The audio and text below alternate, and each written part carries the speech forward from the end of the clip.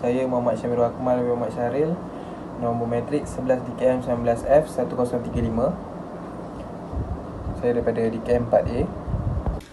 Hai, nama saya Abu Bakar bin Auluddin, nombor pendaftaran 11 DKM 19F 1041. Assalamualaikum warahmatullahi wabarakatuh. Nama saya Muhammad Imran bin Azamaan, nombor kad matrik 11 DKM 19F 1011. Hari ini pertama sekali saya daripada kelas DKM 4A. Saya dan rakan-rakan saya hari ini Abu Bakar dan Syamirul Akmal ingin membentangkan tentang indexing. Pertama sekali saya serahkan kepada Abu Bakar untuk terangkan tentang definition. Dalam video ini kami ingin menerangkan tentang indexing in Milo Machine. Apakah itu indexing? Iaitu pengindeksan. Pengindeksan adalah operasi pembahagi pinggir benda kerja silinder menjadi bilangan pembahagian yang sama dengan bantuan angle index dan plate index.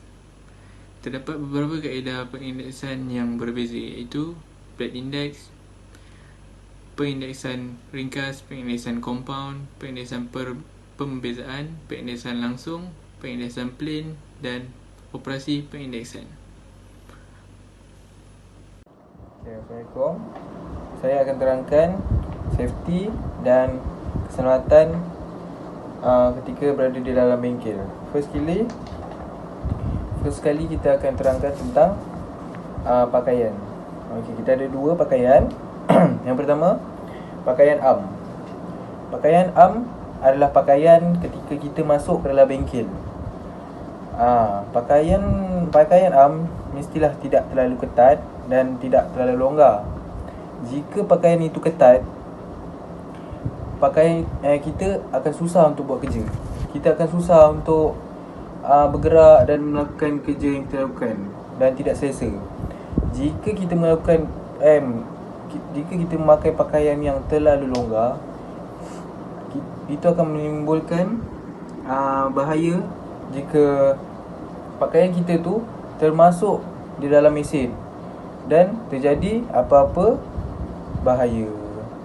So, itu adalah dua contoh pakaian. Contoh pakaian am. Dan kita ada pakaian pelindungan.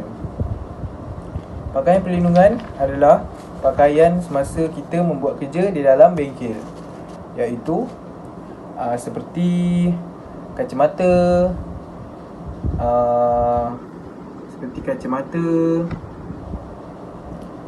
dan goggle dan baju bengkel, kasut boot,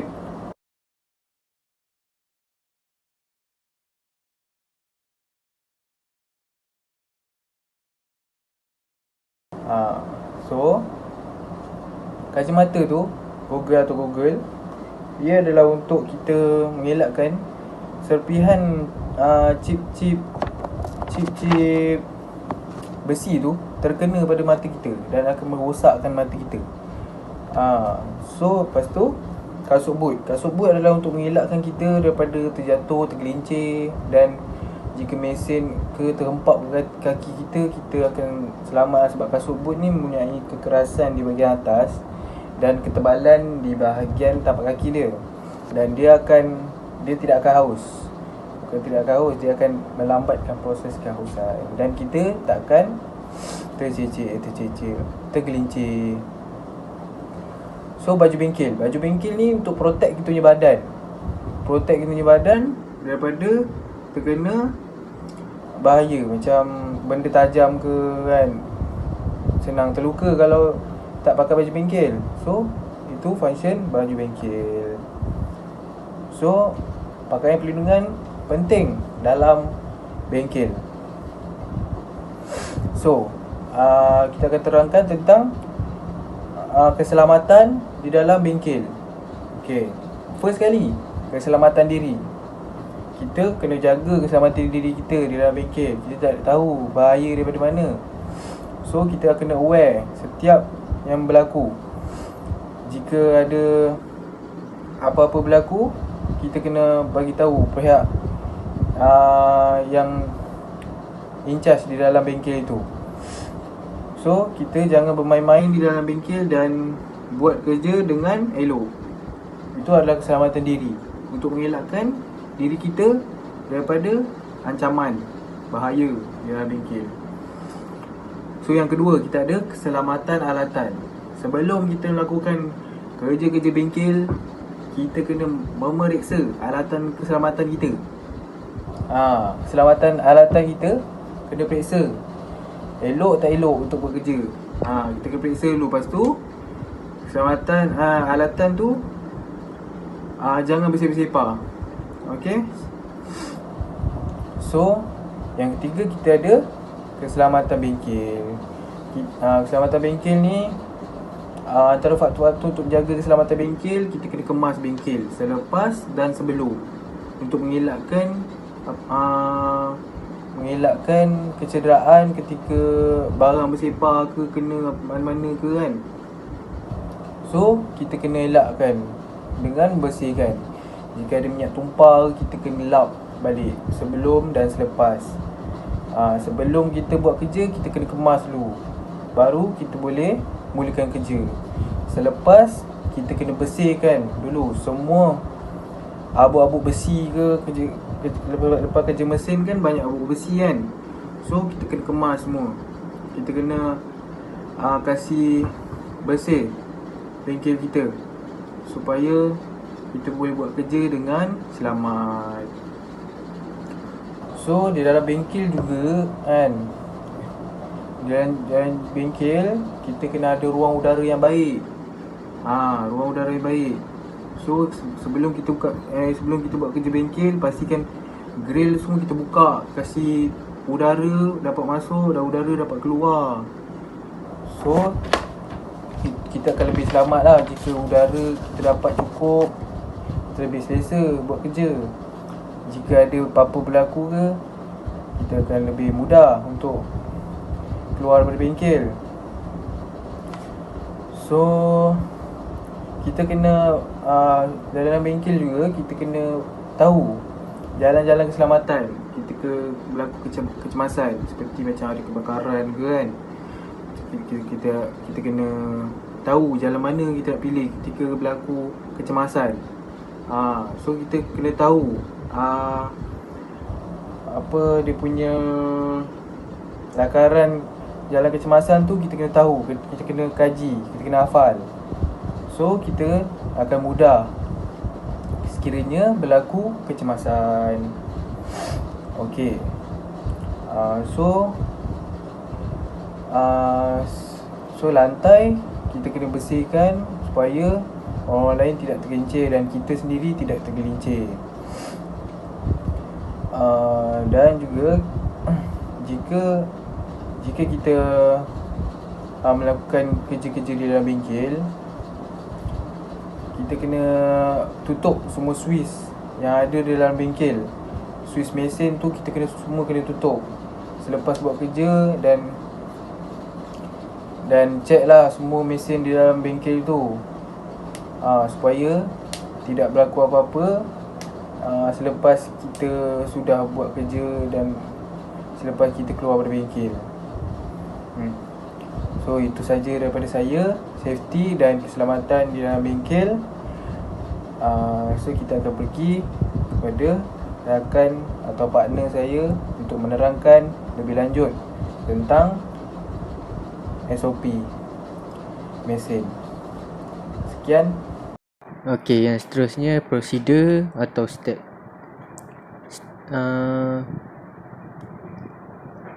Pemotongan sebanyak 2.5 mm tidak dapat dilakukan secara terus kerana dapat merosakkan workpiece dan mata alat.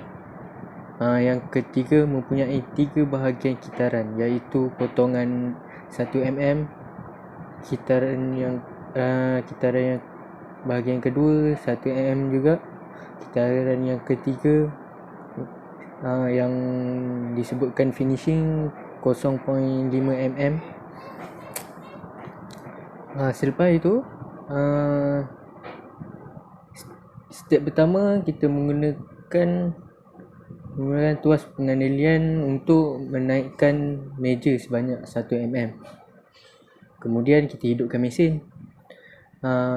Lepas tu on coolant, pastikan coolant tu berfungsi dalam keadaan baik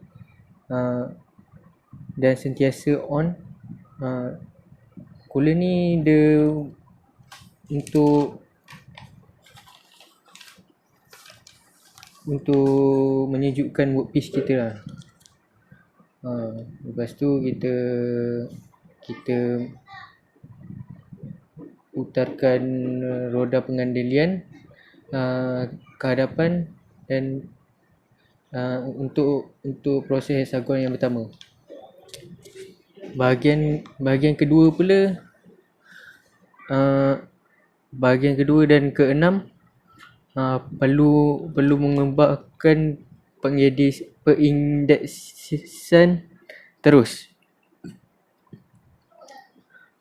Pengindeksan terus mempunyai 24 lubang. 24 lubang. Hexagon mempunyai 6 bahagian. Jarak lubangnya 4 lubang. 24 lubang bahagi 6 bahagian. Okey, saya akan sambung dengan kitaran yang kedua. Okey, pertama sekali kita mesti masukkan suapan sebanyak 1 mm. Selepas itu, hidupkan mesin dan mulakan potongan seperti di kitaran pertama semula. Roda pengendalian masih lagi digunakan ke depan dan ke belakang seperti di kitaran pertama tadi. Ulangi saja langkah di kitaran pertama, tiada perbezaan sehingga habis kitaran kedua. Okey, setelah selesai membuat satu bahagian pemotongan, cabut pin plate pengindeksan dan pusingkan kepala indeksnya kepada 4 lubang. Mengapa kita memilih 4 lubang? Kita memilih 4 lubang adalah kerana pengindeksan ada formulanya, iaitu 24 lubang dibahagikan kepada 6 bahagian, iaitu 6 bahagian adalah bahagian hexagon. Okey, 24 bagi 6 adalah 4. So, kita milih 4 lubang kerana bahagian hexagon mempunyai 6 bahagian. Okey. Ulangi langkah seperti di kitaran pertama sehingga mendapat 6 bahagian hexagon. Okey, setelah siap kitaran, kita teruskan ke bahagian finishing. Bahagian finishing pula. Bahagian finishing membuat kitaran sedalam 0.5 mm. Lepas tu prosedur pemotongan dia pula adalah prosedur yang sama. Prosedur yang sama terdapat dalam step bahagian pertama dan kedua. Perbezaan yang ketiga ni dia macam dia 0.5 sahaja, dia bukan 1.0 ke apa. Lepas tu kita off mesin. Lepas off mesin tu kita angkat workpiece tu.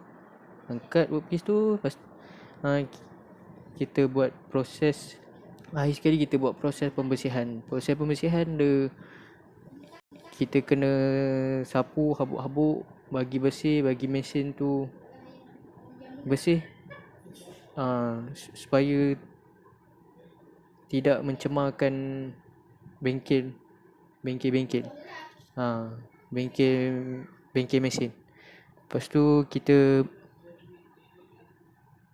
kita make sure mesin tu tertutup dan letak barang-barang yang kita gunakan tempat yang sepatutnya.